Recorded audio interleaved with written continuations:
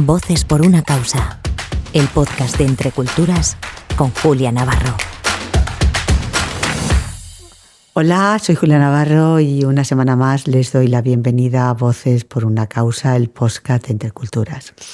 En el programa de hoy contamos con Beatriz Martos Vergara. Es la responsable de campañas de derechos humanos de Amnistía Internacional. Y les voy a contar alguna cosa de ella. Es politóloga por la Universidad de Granada, con postítulo en Desarrollo Internacional por la Universidad de Chile. Ha trabajado 8 años en Amnistía Internacional de Chile. Ha estudiado con distintas becas en Países Bajos, Serbia y Perú. Y actualmente, como les decía antes, es la responsable de campañas de derechos humanos en Amnistía Internacional en España. Y entre sus cometidos se encuentran los derechos humanos de las mujeres y niñas. Y precisamente con ella nos vamos a acercar al trabajo que realiza la coalición No Quiero. De esta coalición forman parte, además de Amnistía Internacional, Save the Children, Mundo Cooperante y Entre Culturas. Y se trata de profundizar en la realidad que viven las niñas en Nigeria con la presencia del grupo terrorista Boko Haram. ¿Lo he dicho bien, Beatriz? Sí, lo he dicho bien. ¿Me equivoco en algo? No. No. Bueno, cuéntanos, ¿qué es la coalición No Quiero y cuáles son sus objetivos?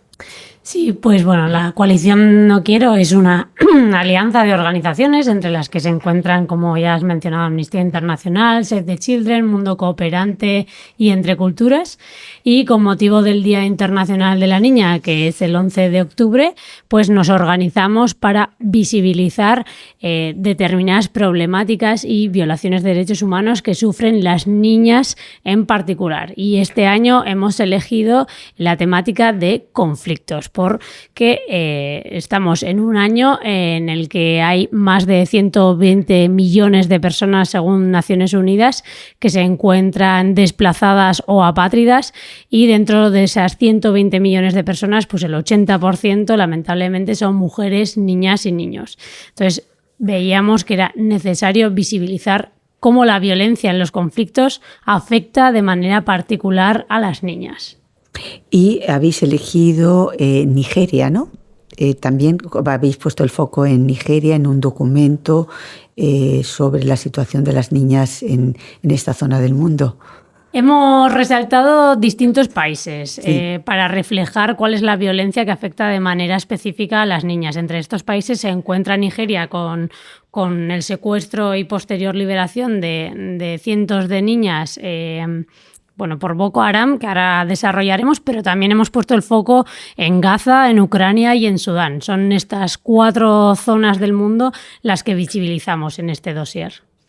Nos vamos a centrar un poco en Nigeria y en el problema de la presencia de Boko Haram y los secuestros que llevan a cabo contra las niñas. ¿Nos puedes contar un poquito más sobre este conflicto y qué es exactamente Boko Haram, dónde actúa, qué busca? Sí, en Nigeria lamentablemente hace años que se desarrolla un conflicto armado no internacional entre las fuerzas gubernamentales y Boko Haram. Boko Haram es un grupo terrorista de corte yihadista, de corte fundamentalista islámico, que muy en general lo que quiere es imponer la Sharia en todo el país, no solo en los estados del norte de Nigeria, donde la mayoría es musulmana, sino en todo el país, también en los estados del sur, donde hay una gran parte de la población que es cristiana. Durante estos años de conflicto armado interno se han producido crímenes de lesa humanidad y crímenes de guerra por todas las partes implicadas en el conflicto, no solo por Boko Haram, sino también por el ejército y por las fuerzas armadas nigerianas. Ya, sin embargo, todos todavía tenemos en la retina el secuestro hace 10 años, creo que fue, de 276 niñas en una escuela de la ciudad de Chibok. Es así, ¿no? Sí, esto se produjo en el año 2014. Sí, en todo este tiempo, ¿qué ha pasado con el secuestro de esas niñas? ¿Qué se sabe de ellas? Pues tristemente, como mencionas, cientos de niñas fueron secuestradas en el año 2014. fueron posteriormente obligadas a casarse con combatientes de Boko Haram. A las que se negaron se les asesinó en público. El resto de niñas fue obligada a ver cómo estas otras niñas, compañeras suyas, eran asesinadas por negarse a casarse o a mantener relaciones sexuales con combatientes de Boko Haram. Las que no fueron asesinadas fueron violadas. Fueron primero castigadas con flagelaciones públicas, con amputaciones, también otras fueron lapidadas públicamente y a las que quedaron vivas se les obligó a casarse con combatientes de Boko Haram y ahí estos combatientes las trataron como esclavas sexuales, las violaban todos los días y por supuesto muchas de ellas quedaron embarazadas como consecuencia de estas violaciones sistemáticas por parte de sus nuevos maridos, entre comillas. ¿Y cómo fue cuando esas niñas, algunas de ellas fueron liberadas? ¿Cómo fue su regreso? ¿Cuáles han sido las dificultades a las que han tenido que enfrentarse? Porque entiendo que no es fácil, además, en una sociedad como en la que vivían, de repente regresar habiendo sido violadas con esos niños fruto de esas violaciones. Sí, primero la huida fue muy dura. Muchas de ellas no pudieron nunca huir porque fueron primero asesinadas o amputadas algunas partes de su cuerpo. Otras muchas padecieron muchísimo sufrimiento durante su propia huida. Tenemos testimonios de niñas que luego ya no fueron niñas porque fueron secuestradas durante muchos años. Y que huyeron durante días sin comida, sin agua y con los niños a cuestas. Y tenemos testimonios en los que nos cuentan que sus propios hijos murieron de hambre o de sed durante la huida. Entonces, lo primero, muchas de ellas no pudieron huir porque ya habían muerto y las que pudieron huir, algunas de ellas se quedaron por el camino y sus niños a veces también se quedaron por el camino.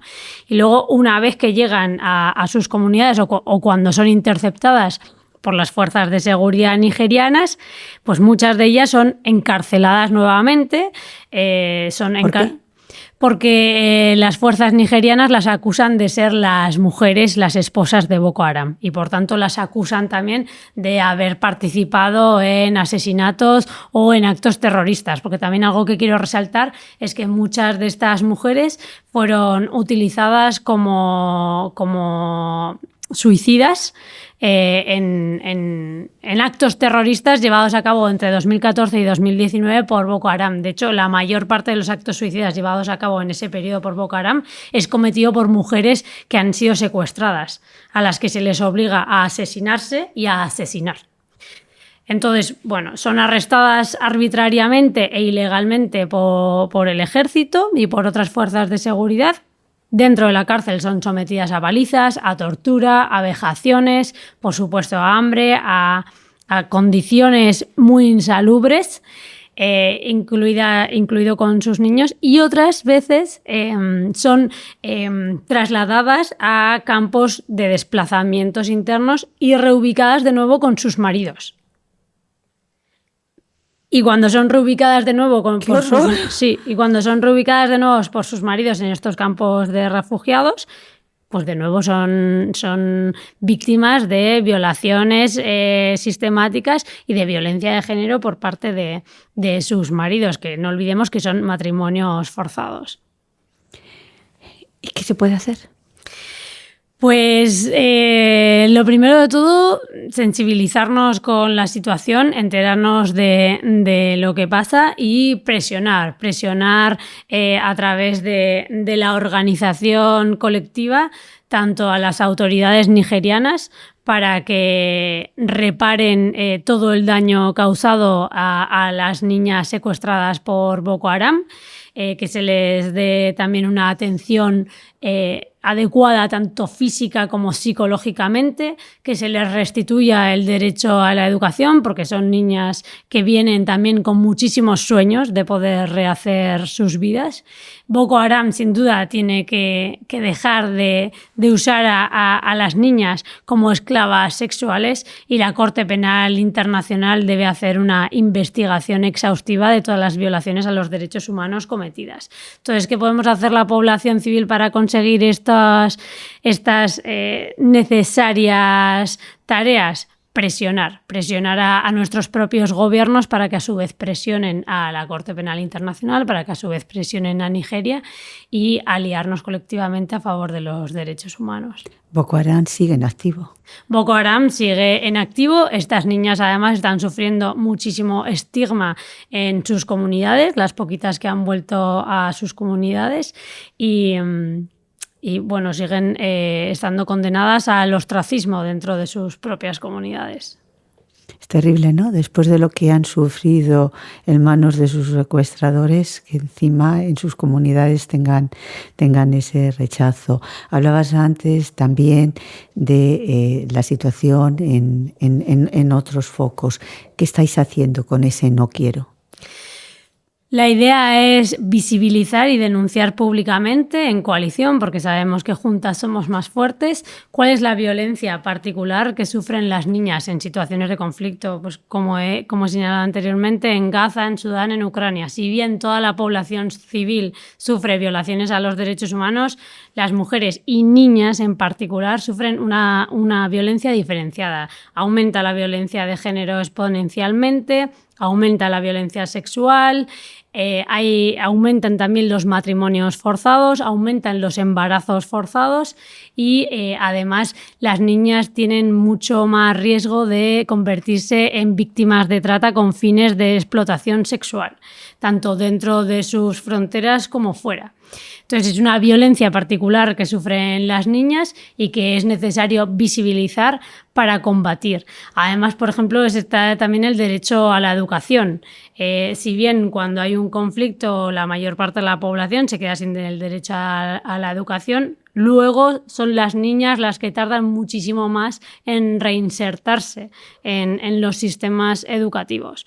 Son las niñas también las que pasan mucha más hambre, y son las niñas muchas veces las que se convierten en esclavas sexuales o en cuidadoras, esclavas domésticas. Entonces es una violencia particular que hay que denunciar en todos los conflictos, y hemos puesto estos conflictos como ejemplo para visibilizar. ¿Y el eslogan no quiero? No quiero guerras. Las niñas no quieren guerras, no quieren sufrir, no quieren seguir siendo víctimas de esta violencia sexual, de este abuso, de esta trata con fines de explotación sexual. No quieren guerras en sus vidas. Muchas gracias, Beatriz, por todo lo que nos has contado en Voces por una Causa, que nos has dejado el corazón encogido, pero bueno, espero que tus palabras sirvan para concienciar a todos los que nos escuchan de todo lo que hay que hacer para luchar contra esa lacra de la violencia contra las mujeres y contra las niñas. Y gracias a todos ustedes por estar ahí, por escucharnos una semana más. Voces por una Causa, el podcast de Entre Culturas con Julia Navarro.